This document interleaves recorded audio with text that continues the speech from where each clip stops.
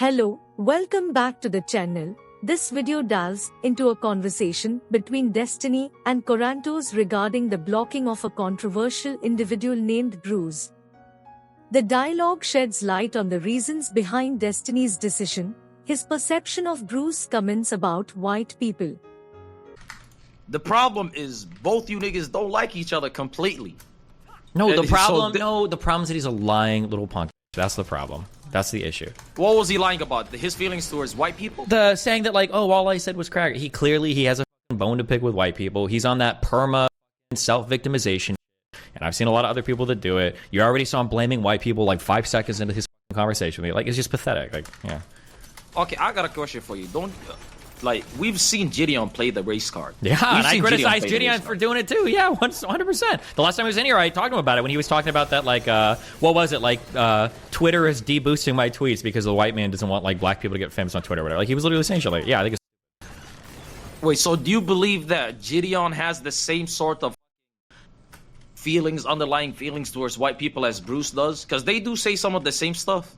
I've heard Gideon do some of the, like, kind of the victim stuff, which I think is lame, and I think I've told him as much, but I haven't heard him say, like, the white people like Bruce has, which is super cringe. Okay. But you've already conceded that it could just be, like, edgy, but because of all the other shit No, I don't understand. Hold on. I'm only going to say this one time, and I'm not going to argue this with you, because I don't know if you guys are just or don't understand it. Edgy humor is like there's a joke, right? But if you're just being racist, that's not a joke, right? Like, if I made, like, a funny joke about, like, apes and black people, whatever, then I can say, like, oh, well, I'm just being edgy. But if I just go on stream and, like, I hate black people, that's not a joke. It's not edgy. You're just being racist. It's not an edgy, it's not a joke, it's just racism, right? When he was doing his, like, joke, they weren't jokes, he was just being racist. Do you understand the difference, or do you really not understand the difference?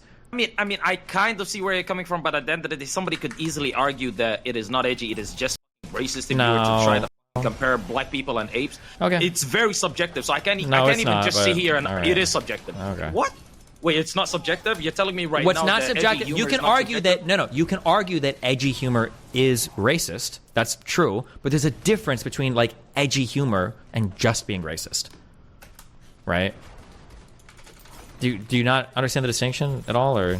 No, wait, say that one more time. Let me hear you again. Edgy humor could be racist, but there's a difference between engaging in edgy humor and just being racist, right? Yeah, but that difference from person to person could be completely different. Somebody's tolerance can be completely different. Yeah, and that's why they can say this guy's edgy humor is kind of racist. That's fine. But there's a difference between saying this edgy humor can be racist versus this guy's just being racist. No, what I'm saying is the difference comes in between the recognition of this being edgy humor and this being racist, right? Or this being racist edgy humor and just it being plain racist. Some people could see. I don't know how to. Okay, let me explain to you. So some people. No, hold on. Let me explain to you. So some people could see, like, edgy humor that's racist and immediately ignore the edgy humor in it and just see it as racist. Whereas you might look at it and think, okay, it's edgy humor. This person's not racist. That's what I'm trying to say. Do you get where I'm coming from? Okay. So at the end of the day, if you engage, because some of the shit that you do could easily paint you in a terrible light, the same way that I'm not talking about being edgy humor can paint you in a terrible light. I don't disagree. Yeah, so again, at the end of the day, it's subjective. I do kind of see where you're coming from when you say a lot of the WL niggas feel like there's a chip on their shoulder and they're fighting against, you know, the white race. But to be fair to them, streaming for the longest time has been a white-dominated industry. Let's not even lie to ourselves. Streamers and the people at the top of streaming were white people. Just like the past year or two, like the black people come into the fold and start doing great, like in large numbers. Obviously, there was like a couple of black people. I could think of Sky Williams off of the top of my head. Okay. So maybe that's why they feel a certain way. Do you get where I'm coming from? But they characterize him as racist. Like, does he have some feelings towards black people? Yeah, no, when he's literally saying, like, crackers, white people keep us down all the time, white people, crackers, blah, blah, blah. Yeah, he's being racist. Well, but do you think he would act differently or move differently towards a white person as compared to a black person? Yeah. Really? Just because of the couple of comments? I mean, this guy's been associated with a whole lot of fucking white people, dude. Somebody's got some clips for us. We got 3 clips. Let's review, okay? You can mute and we'll listen. Right, hold on. All right. Being a little bit racist against... You can't even be racist against white people. Well, let's have a little look, shall we? Who wants to have a look and see what kind of discourse is going on over there? Who wants to have a little butchers? Let's have a little look, shall we? What's this? Ooh, intriguing. Let's see. Is this his... I'm paranoid that nothing's gonna kill me here, right? Are these his Discord logs? Which one is he? Is it ZLO? Or is this his Discord? This is just people in his Discord? Just teleport out? I think I'm doing a nightmare one. I don't know if I can teleport out. Oh, these are his viewers? And the way I'm plotting on beating a white bitch to death, we gotta kill every white we see, guys. When the crackers are dead, he will stream. All crackers, now I've had enough. Action Man is a bitch. Death to the cracker. Fuck them lame ass Twitch cracker. I hope they all get killed in a fire. Fuck them. Fuck Twitch, them dirty, stanky white cracker bro. Redneck. He's going to eat his... Do you think if I had anything on my Discord about black people like this, do you think people would be like, oh, that's just his fans? So these messages, I've checked a couple of them. The ones I checked are still there. Obviously, from here they could get deleted. I didn't check every single one of them. But some of these are still currently live in his Discord. Now, to be clear, I don't personally advocate or support any sort of reporting, mass reporting, anything like that. So I'm not saying this to do that. I am literally just showing you what someone has sent me that is currently live.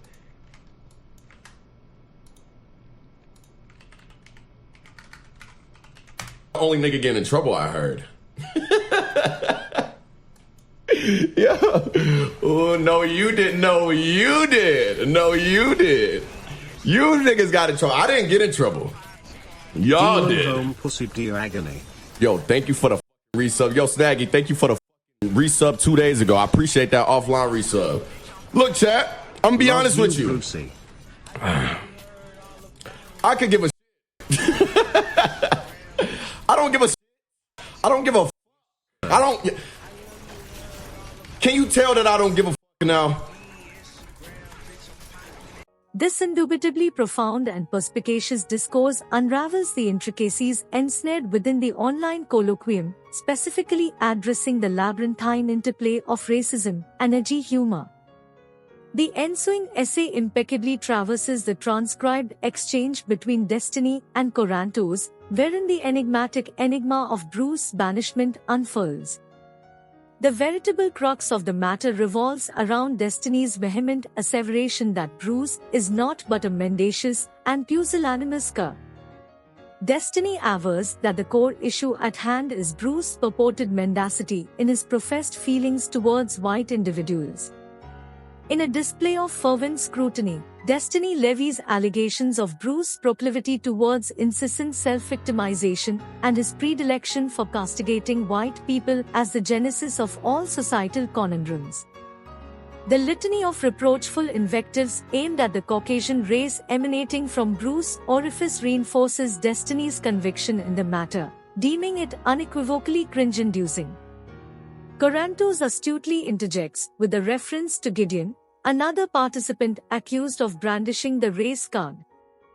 Destiny, in a rare moment of concessional concordance, acknowledges Gideon's penchant for victimhood rhetoric but asserts the absence of explicit disdain towards white individuals, unlike Bruce. Thus, Destiny juxtaposes the lamentable verbiage espoused by Bruce with Gideon's more lamentably ambiguous statements, substantiating the divide between edgy humor and unabashed racism. The conversation then evolves into an enlightening disquisition on the mercurial nature of edgy humor and the varying yardsticks by which it is evaluated. Destiny avers that a gulf exists between engaging in edgy humor that could be misconstrued as racist and willfully propagating bad ideologies. Corantos, with a surfeit of sagacity, counters Destiny's claim, positing that the perception of this distinction is inherently subjective, predicated on the tolerance thresholds of each individual. In a captivating flourish of oratory virtuosity, Destiny elucidates the streaming industry's historical imbalance, which had long been dominated by individuals of the Caucasian persuasion. The subsequent emergence of African American streamers, in greater numbers and with resplendent success, birthed a sense of resentment within certain quarters, fueling their relentless struggle against the shackles of Caucasian hegemony. Destiny assiduously highlights Bruce's deleterious diatribes against white individuals, including an array of derogatory phrases and expressions manifesting his hostility towards them. These diatribes stand as glaring testaments to the biased and weird disposition harbored by Bruce, as posited by Destiny. Corantos subsequently submits a compendium of Discord messages, replete with vitriolic and knotwood proclamations directed towards white individuals, purportedly originating from Bruce's cohorts. These messages serve to amplify the contentious and offensive nature of Bruce's rhetoric, substantiating Destiny's decision to ostracize him. Ergo, predicated on the aforementioned transcript, it becomes unimpeachably clear that Destiny sanctioned Bruce's ouster due to his perceived unlikability and his deleterious sentiments towards white individuals. Destiny, resolute in his conviction, opines that Bruce's ignominious pronouncements have transcended the boundaries of edgy humor, plunging headlong into the abyss of unmitigated rudeness.